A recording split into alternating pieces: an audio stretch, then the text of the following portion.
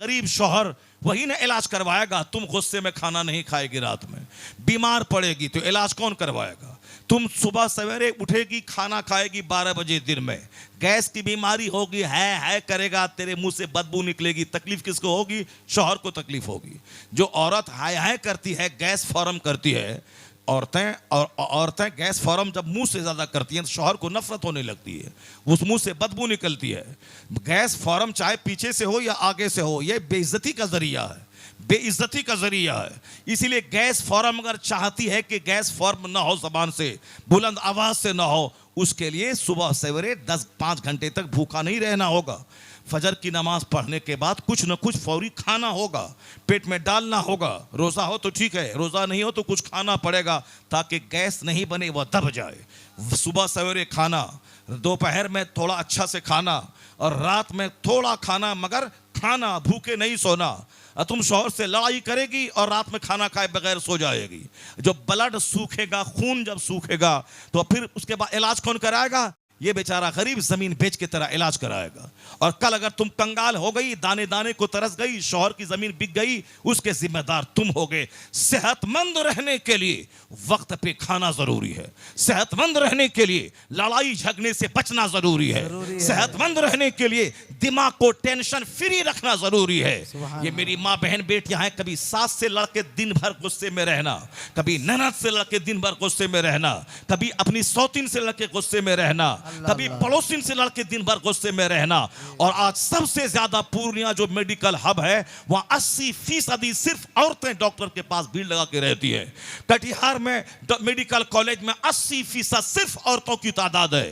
किशनगंज में डॉक्टर के पास 80% सिर्फ औरतों की तादाद है। ये बेचारा दिल्ली पंजाब में कमा करके पसीना बहाता है, रेडी चलाता 8 घंटे 10 घंटे 16 घंटे ओवर टाइम लगा के, और वह सारा पैसा डॉक्टर के पास इलाज करने में लग जाता है।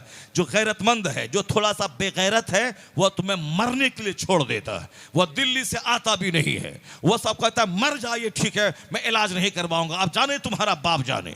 वह जब सेहतमंद होती है औरत, तब यह बेगैरत उस औरत को अपने पास रखता है, लेकिन जब वह बीमार पड़े उसे बाप के घर धकेल देता है।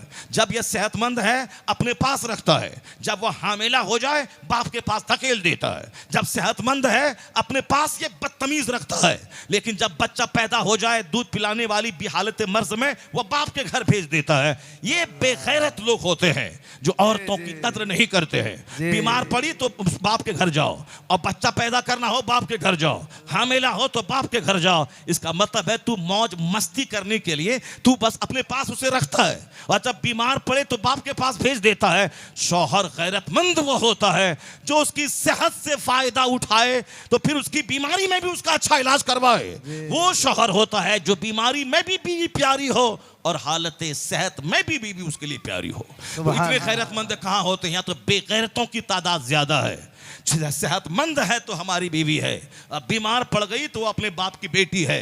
उस बेगैरत को तो शादी नहीं करना चाहिए, जो अपनी बीवी का इलाज कराने का इसके पास जज्बा नहीं है, हौसला नहीं है। जो बगैर महर के शादी करता है, देना तो है नहीं, जो 2-4-10 लाख बांधना है बांध दे, देना तो है नहीं। उलमा कराम फरमाएंगे, किताब में आया है मसला है कि जो महर ना अदा करने की नीयत से शादी करे, जितना लगाना है लगा दे, 10 लाख 20 लाख देना तो है नहीं। कयामत के दिन उस बेगैरत का अंजाम ज़िनाकारों की सफ में होगा। कयामत के दिन उसका हश्र ज़ानियों की फहरिस्त में होगा, ज़िना करने वालों के साथ उसका हश्र होगा। इसलिए महर की रकम ऐसा नहीं कि जो चाहो तो बांध दो, उतना बंधवाओ जितना तू अदा कर सके, और कोशिश करो कि जल्दी उसको अदा कर दे। ये औरत का हक है, ये औरत का हिस्सा है। ऐसा नहीं कि तुम मर जाओ और 2-4 औरतें औरत को पकड़ के तेरी लाश के पास ले आए और कहे कि हमने महर की रकम माफ कर दी। मर्द क्यों था? मर्द था कि हिजड़ा था? मर्द वो है जो औरत का कमजोर का हक ना दबाए। औरत कमजोर है, बच्चे कमजोर है, बाप वो नहीं जो अपने बच्चों को मार दे, बाप वो नहीं जो अपने बच्चों को माँ के शिकम में ही जहर खिला के मार दे, बाप वो नहीं, शौहर वो नहीं जो अपनी बीवी को परेशान करे उसका हक मार दे, आदमी वो नहीं जो यतीमों का हक दबा दे। यतीम कमजोर होते हैं, बच्चे कमजोर होते हैं, औरतें कमजोर होती हैं, गरीब कमजोर होते हैं, बेवा कमजोर होती है, बेवा का शौहर का साया उठ गया बेवा कहलाती है, जिसके बाप का साया सर से उठ गया वो यतीम कहलाता है। यतीम कमजोर है, यतीमों का माल खाने वाला बेगैरत बदतमीज है। बेवा कमजोर है, बेवाओं को तकलीफ पहुंचाने वाला समाज का सड़ा हुआ आदमी है। औरतें कमजोर है, उन औरतों पे जुल्म करने वाला समाज का सड़ा हुआ आदमी है। यतीम कमजोर है, उसका माल जुल्म खाने वाला समाज का सड़ा हुआ आदमी है। और फिर समाज के गरीब मिस्कीन बेसहारा ये हमारी मदद के मोहताज है, उनको लूटना ये समाज के बेगैरतों का काम है। इसलिए मुस्तफा जान रहमत रहमते दो आलम बन के आ गए, औरतों का सहारा बन के आए, बेवाओं का सहारा बन के आए, यतीमों का आसरा बन के आए। और हुजूर ने फरमाया जो यतीम के सर पे मोहब्बत का हाथ रखेगा, जितना बाल उसके हाथ के नीचे आएगा, हर बाल के बदले में अल्लाह उसको अजर अता फरमाएगा। सुभान अल्लाह, सुभान नारे तकबीर, नारे रिसालत, सुभान बेसहारों को मदद देना चाहिए, ना कि उसको लूटना चाहिए। इसलिए गैरतमंद है वो शौहर जो हालत मर्ज में बीवी का प्यार बढ़ा दे, इलाज बढ़ा दे। और माँ बहन बेटियों से मैं कहना चाहता हूं कि तुम्हारी वजह से तुम्हारे शौहर कंगाल न हो जाए, उनकी जमीन न बिक जाए, उनका घर न बिक जाए। बहुत चपड़ चपड़ करती है तुम, कैंची की तरह जबान मत चलाओ। ज्यादा बोलने से एनर्जी लॉस होती है, ज्यादा बोलने से आदमी का सीना कमजोर होता है, ज्यादा बोलने से आदमी कुफ्र भी बक जाता है, ज्यादा बोलने से आदमी का ईमान भी लूट जाता है। इसलिए ज्यादा बोलने की कोशिश मत करना। ये जो समाज में तलाक हो रही है ये तुम्हारे ज्यादा बोलने की वजह से हो रही है। ये समाज में शौहर जो लत्तम जुत्तम बीवी को करता है ये जबान कैंची की तरह चलाने की वजह से। हुजूर ने फरमाया है, तेरे पैगंबर ने आका सलाम ने, मन समता नजा, जो खामोश रहा वो नजात पा गया। खामोश रहने वाला नजात पा गया, कुफ्र से बच गया। खामोश रहने वाला शिर्क से बच गया। खामोश रहने वाला तलाक से बच गया। खामोश रहने वाला तकरार से बच गया। खामोश रहने वाला टेंशन और तनाव से बच गया। कुर्बान मुस्तफ़ा की अजमत पे दुनिया के सारे दानिश्वर आज कहते हैं प्लीज कीप साइलेंस, बराए मेहरबानी खामोशी बना के रखिए। मगर 1400 साल पहले न अमेरिका का वजूद था, न चाइना जापान के विकास की कहानी थी, हिंदुस्तान में एक स्कूल तक नहीं था। उस जमाने में अखलाक का पाठ पढ़ाने वाला पैगंबर जबरदस्त पाठ पढ़ाया कि जो खामोश रहा वह बेशुमार क्रिटिकल कंडीशन से नजात पा गया। इसलिए दूसरा रहनुमा छोटा है और रूए जमीन का सबसे बड़ा रहनुमा मालिके कौनैन मोहम्मद अरबी अलैहिस्सलाम के साथ गिरामी। तकबीर, नारे रिसालत, मालिके कौनैन का कोई बड़ा नहीं, न थिंकर बड़ा, न प्रोफेसर बड़ा, न ओरेटर बड़ा, न कोई जज बड़ा, न कोई साइंटिस्ट बड़ा। आला हजरत की जबानी सबसे आला व औला हमारा नबी, सबसे बाला व वाला हमारा नबी। सुभान अल्लाह। सारे ऊंचों में ऊंचा समझिए जिसे, है उस ऊंचे से ऊंचा हमारा नबी। सुभान अल्लाह। इसलिए मैं अपनी माँ बहन बेटियों से कहना चाहता हूं कि खामोशी तुम्हारा सबसे बड़ा जेवर है। खामोश रह, जलसे में आओ तो चुप रह, जानवरों की तरह गटर गटर मत किया कर। वो साहब स्कूल कॉलेज में पढ़ने वाली खवातीन अगर 1000 रहती हैं तो सब खामोश रहती हैं, और तुम गांव देहात में रहने वाली, तुमको जब तक बात नहीं करो, लड़ाई नहीं करो, तुम्हारा पेट का दाना ही नहीं पचता है तुम्हारा। उस घर से बरकत खत्म हो जाती है जिस घर में औरतें नापाक रहती हैं। उस घर से बरकत खत्म हो जाती है जिस घर से औरत की आवाज दरवाजे पे पहुंचती है। मर्द दुआ अगर काबा में जाके करेगा तो दुआ कबूल नहीं होगी अगर उनकी औरतें बेपर्दा रहती हैं। दुआ की कबूलियत के लिए हलाल ग़िज़ा ज़रूरी है और दुआ की कबूलियत के लिए औरतों का पर्दे में रहना ज़रूरी है। और आज यही दोनों बातें नहीं हैं मुस्लिम समाज में, इसलिए हज़ारों की तादाद में लोग दुआ करते हैं, जुमा के दिन दुआ रद्द हो रही है। करोड़ों मुसलमान दुआ करते हैं फ़िलिस्तीन के शुहदा और वहाँ के मुजाहिदीन के लिए, मगर फिर भी ये इसराइल का घटिया किस्म का काफिर ये बम गिराने से रुक ही नहीं रहा है, उनका अत्याचार थम नहीं रहा है। इसका मतलब है कि मेरी दुआ कबूल नहीं हो रही है। दुआ कबूल उसकी होती है जो पेट में हलाल डालता हो। पेट में हराम डालने के बाद दुआ रद्द हो जाएगी, चाहे काबा के अंदर दुआ क्यों ना करे। और बुजुर्गों ने कहा है कि हलाल खा के अगर मोहल्ले की मस्जिद में दुआ करेगा, जो हराम खा के जो दुआ काबा में कबूल ना हो वह तेरे मोहल्ले की टूटी मस्जिद में कबूल हो जाएगी वो दुआ। इसलिए हलाल शर्त है, सुभान अल्लाह, हराम की तरफ लपक के मत देख। मस्जिद का माल मत लूट के खा, मदरसे का माल लूट के मत खा, गरीबों की जमीन पे कब्जा करके हराम माल मत खा, झूठ बोल के बिजनेस में हराम माल मत खा, दूसरों की प्रॉपर्टी पे गासिबाना कब्जा करके हराम से अपना पेट मत भर, अपने बाल बच्चों की को भी नापाकी की तरफ मत धकेल। लुकमा जब मैं डालता हूं उसी लुकमे से ब्लड बनता है, ब्लड के कतरे से नुत्फा बनता है, उसी नुत्फे से बच्चे की पैदाइश होती है। अगर नुत्फे में खराबी रही तो बच्चा कभी शरीफ नहीं बनेगा, बच्चा कभी नेक नहीं बनेगा। और आज उसी हराम गजा का असर है, दुआ भी रद्द हो गई और हमारे बच्चे भी शरीर हो रहे हैं। शरीफ बच्चा जिसको देखूं तो कलेजा ठंडा हो जाए, जो बड़ों का एहतराम करे, आलिमों का एहतराम करे, मस्जिद का एहतराम करे, मदरसे का एहतराम करे, दाढ़ी रखने वाले बड़े बूढ़ों का एहतराम करे, फकीरों का एहतराम करे, माँ बाप का एहतराम करे, माँ बाप से ऊंची आवाज में ना बोले, माँ बाप से ऊंची जगह ना बैठे, समाज के सारे बुजुर्गों को अपने बाप के समान उसको सम्मान दे। ऐसा बच्चा करोड़ों में कोई मिलेगा। माँ को मारने वाला, बाप को गाली देने वाला, आलिम का मजाक उड़ाने वाला, मदरसे के सामने ढोल पीटने वाला, मस्जिद के सामने डीजे बजाने वाला, मौलाना को गाली देने वाला, पीर फकीर को गाली देने वाला, समाज के बूढ़ों को बूढ़ा कह के उसकी तौहीन करने वाला, चोर डकैत गुटखाखोर शराबी पापी हरामखोर, हर गली कूचे में एक तलाश करें हजारों मिल जाएंगे। ये इसीलिए है क्योंकि माँ अच्छी नहीं है, बाप अच्छे नहीं है, इसीलिए उसकी औलाद भी घटिया किस्म की पैदा हो रही है। और कानून कुदरत है, जब माँ थी फातिमा और बाप थे अली तो बेटा शहीदों का सरदार हुसैन जन्म सुभान अल्लाह, सुभान अल्लाह। जब बाप थे सैयद मूसा जंगी दोस्त, रात भर सजदा दिन भर जहाद, और माँ सर से लेके पांव तक नेकी का पुतला, तब दोनों के मिलन से जो बच्चा पैदा हुआ वो कयामत तक के वलियों का सरदार अब्दुल कादिर जिलानी पैदा हुआ। सुभान अल्लाह। जब बाप थे सैयद मोहम्मद अली बुखारवी और माँ थी सैयदा जुलेखा के जवानी में बेवा होने के बाद बुढ़ापे तक सर के बाल को किसी गैर मर्द ने नहीं देखा, पड़ोसी तक ने चेहरा नहीं देखा, तब उस कोख का बच्चा जब चपरासी से लेके दिल्ली के बादशाह तक तहज्जुद पढ़वाने वाला महबूबे इलाही, सुभान अल्लाह, सुभान अल्लाह। और जब बाप हूं मुफ्ती नकी अली खां और माँ हूं तहज्जुद गुजार, तब बेटा करोड़ों मुसलमानों का इमाम अहमद रजा खां पैदा हुआ। और जब बाप हूं हुजूर जाहिद आजम यानी मुफस्सिर आजम हिंद, और माँ अपने जेवरात को बेचकर मदरसा मंजर इस्लाम के मुदर्रिसिन की तनख्वाह दिलाने वाली, और दादा हुज्जतुल इस्लाम के काफिर देखे तो कलमा पढ़ ले, और नाना मुफ्ती आजम हिंद के चोर आए तो वह वली बन जाए।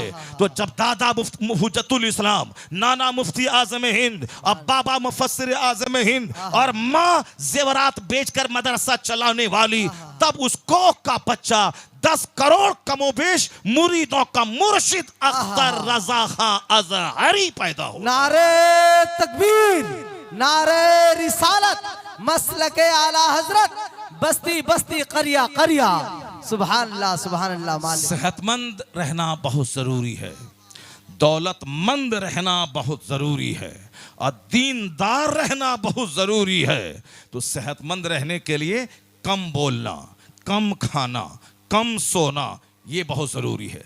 सेहतमंद रहने के लिए, बीमारी से बचे रहने के लिए कम खाना जरूरी है। ऐसा नहीं कि सुबह से लेकर रात तक डालते रहे मुंह में, सुबह चाय डाला, बिस्किट डाला, दालमोट डाला, सीओ डाला, फिर रोटी डाला, पूड़ी डाला, गोश्त डाला, चहारू में डाला, 40वां में डाला, 11वीं में डाला, 12वीं में डाला, बरसी में डाला, वलीमा में डाला, छठी में डाला, सिर्फ पेट में डाला ही डाला।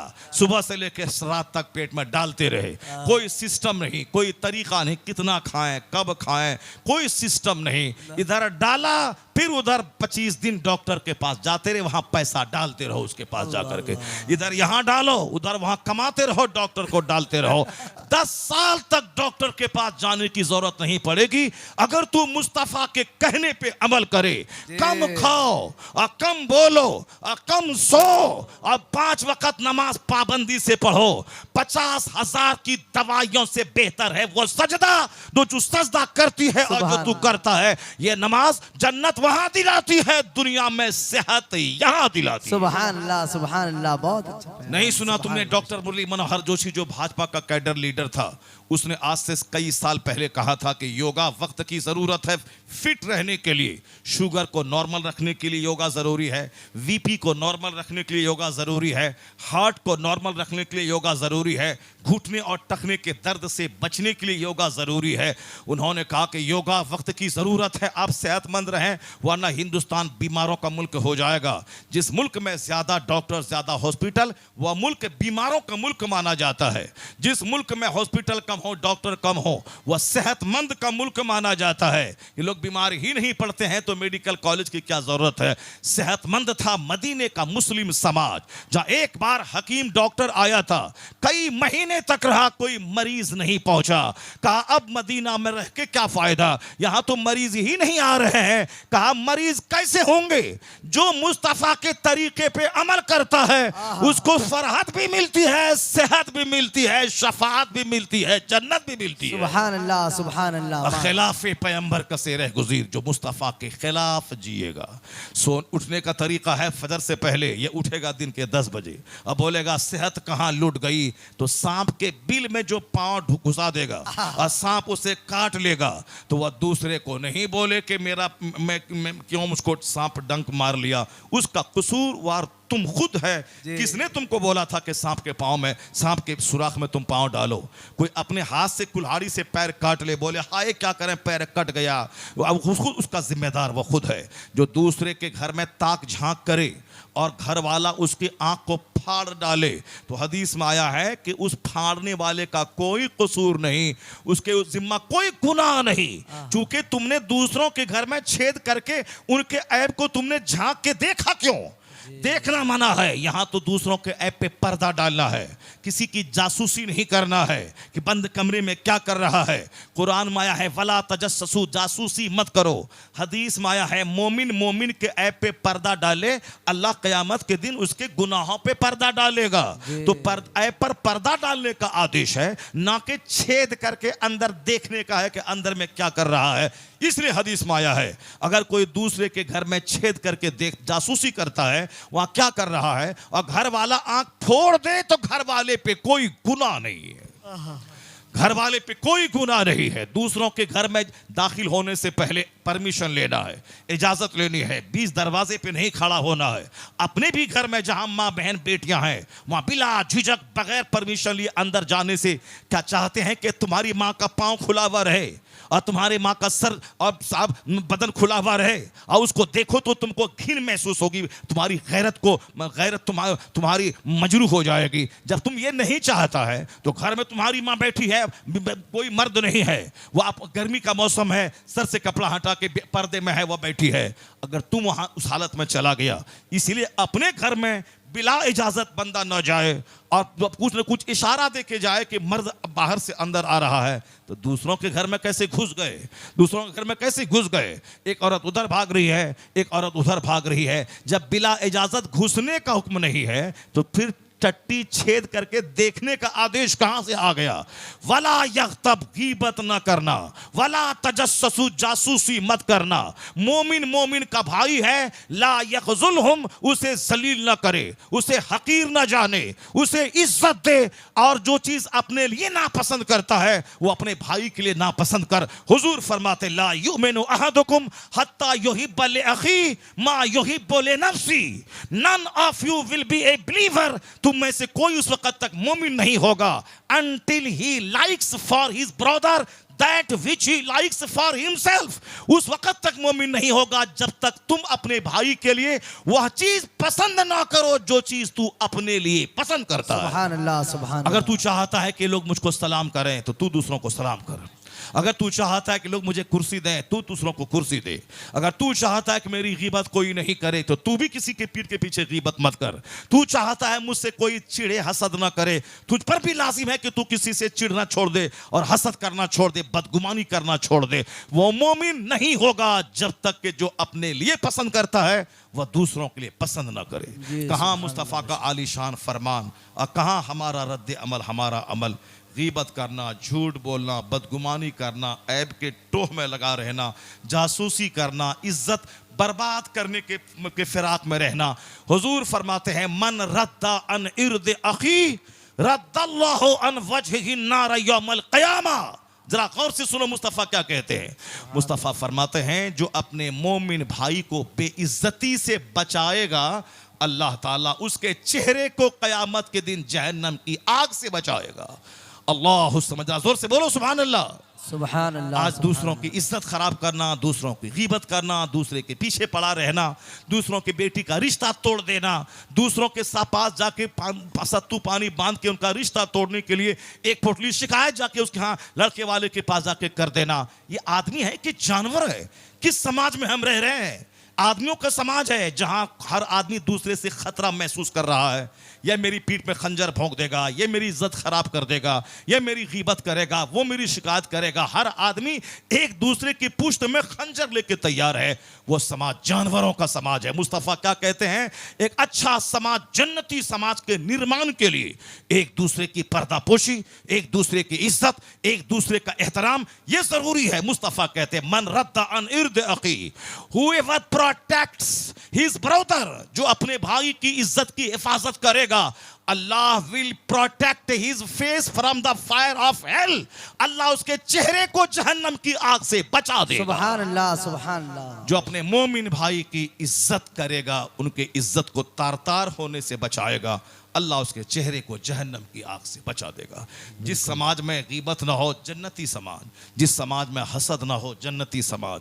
जिस समाज में बड़ों बूढ़ों सबका सम्मान हो, जन्नती समाज। जिस समाज में बच्चों का प्यार हो, जन्नती समाज। जिस समाज में औरतें पर्दे में रहें, जन्नती समाज। जिस समाज में मर्द मेहनत मुशक्कत करके खुद खाएं, बच्चों को इज्जत से खिलाएं, बीवी को इज्जत से रखें, गरीबों मिस्किनों माजूरों की मदद करें, वो जन्नती समाज है। यहां मरने को जी नहीं करेगा, बल्कि मन करेगा कि समाज में जिंदा रहे बहुत दिन तक। और आज हालात ऐसे पैदा हो गए कि लोग मरना चाह रहे हैं। न बेअदबी, बेहुरमती, बेहयाई, बेपर्दगी, गाली गलोच, मार धाड़, केस मुकदमा, थाने की मुखबरी। गैर मुस्लिम से उतना खतरा नहीं जितना मुस्लिम समाज का कमीना रजील किस्म का आदमी हमारे भाई के खिलाफ थाने में जाके केस कर देता है, केस कर देता है, हमारी इज्जतों को तार तार करने के लिए केस करता है। फिर वह दोनों पार्टी से पैसा लेकर के थाने वाले को देता है, फिर वह साहब पंचायती करके मामले को हल करता है। दो चार पैसा कमाने के लिए इस सतह तक लोग गिर गए हैं। लोग गैरतमंद जीना नहीं चाहता, गैरतमंद कहता है कि मैं मर जाता। हदीस में यहाँ आखिर ज़माने में हालात इतने ख़राब हो जाएंगे, लोग कब्रिस्तान दौड़ के तमन्ना करेंगे कि काश मैं मर गया होता, यह दिन मुझको देखने को नहीं मिलता। अल्लाह तबारक व तआला हमको और आपको सबों को नेक बनने, खुशहाल बनने, सेहतमंद बनने, जन्नती बनने की तौफीक अता फरमाए। उसके लिए दोनों जहान की हरियाली के लिए मेहनतें करने, जद्दोजहद करने, स्ट्रगल करने, इबादत करने, बुराइयों से बचने, खूब नेकियों का एहतमाम करने की अल्लाह तौफीक अता फरमाए। आमीन व आखिरु दाअवाना अनिल हम्दुलिल्लाहि रब्बिल आलमीन। या नबी